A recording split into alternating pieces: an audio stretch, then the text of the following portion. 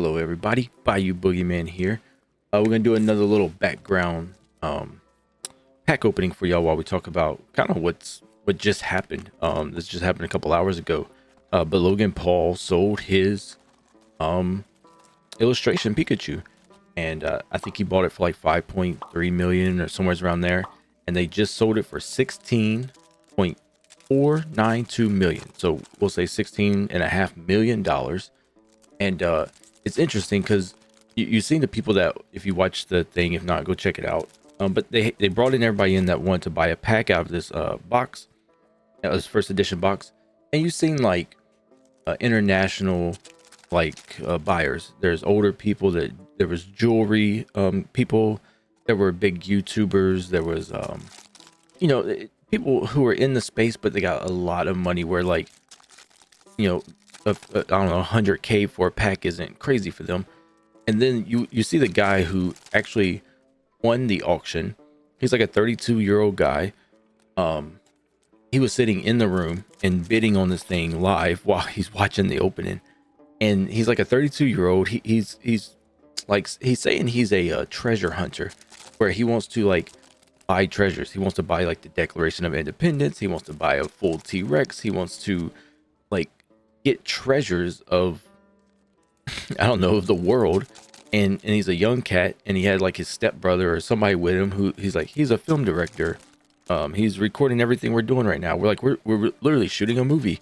And it's like when you see something like this and you see somebody spend $16.5 million on one card, and then even Logan going 5 point something million at the time was insane and setting records. You bring it back down to yourself, and you humble yourself, and you're just like, man, I'm out here moving these shiny cardboard pieces in 3 months, and you feel like you're doing okay, and you're looking at people around your size, and you're like, okay, I'm doing the right numbers, I'm making the right content, I'm building a fan base, and then you see somebody just drop 16.5 million, and you're like, if you ever see a couple of million in your life, you think you're doing good, and then you watch this 32-year-old cat just drop a crazy amount of money on a Pokemon card. I just wanted to use this topic as my background because it's actually insane. And I think Danny Phantom said it the best, is that Pokemon's just become an expensive hobby, now, where you think of fishing, you think of big expensive boats and big reels, and you gotta go deep into the ocean, and it's an expensive hobby. You think of golf, and a set of good clubs are like 1,500, bad clubs are like 500. Then you got to have a membership to an expense. Like hobbies are expensive, except for like a basketball or a soccer ball. Like a real hobby is expensive, and Pokemon's kind of cracking into that like real hobby, into that real expensive niche of a hobby activity. And you see it when you see things like this, and you see that amount of money move, not including what the rest of the auction did. They had uncut sheets going for 1 million. They had first edition Charizards breaking. There was like 19 records broken in this auction. And it just reminds you that you're a little content creator, you're a little cardboard slinger. Your 5 figures isn't that much in the grand scheme of things, but it's also motivative, man. You watch people drop this kind of money in this hobby, and it reminds you that there's so much growth ahead of you. It's very motivating. I just want to get that out real fast. I see this video is about to wrap up. Probably gonna show the hits here at the end, and then right after this, we're gonna take you out to the math portion of the video, where we see if I could still profit off of a pretty bad box. Okay, so now we're on the spreadsheet here. We're gonna I have everything laid out for y'all. Keep the math off screen, nice and easy. But we got that Clefairy dope card, only like $12 raw. There's no comps right now because the set's still kind of new. But my guess is that this one probably goes 40 to 50, so I put 40, and the pristine will probably go up to like 80. It's a great card, very collectible card, probably up to 80, but I chose a low number to keep these low balling. I'm gonna do this Salazzle. Probably wouldn't have done it normally, but this box was pretty rough for us. So you're looking at maybe 35 for 10, 55 to 60 for pristine is my guess. Again, well, first of all the cards look pristine. I looked at them. All the centering and everything is perfect. Of course, they're Japanese. I did see on one of the ARs, which is why I didn't even put it in here. It was actually a little off-centered to the right a little bit, so I didn't put it in. We'll sell it as a, slightly off-centered AR, probably on eBay or something. But yeah, just showing that, I picked 4 cards that, look at the Eradicate and the Blade. $5 total raw value. If I get 2 pristines out of it, if I can make $85 off of it, that's great. This box is a pretty cheap box right now, only 77 bucks. It's going down quite a bit. Actually, I've seen it for 72 from an American retailer. 72 bucks right now for these boxes. I think you can get them down to like 67, 68.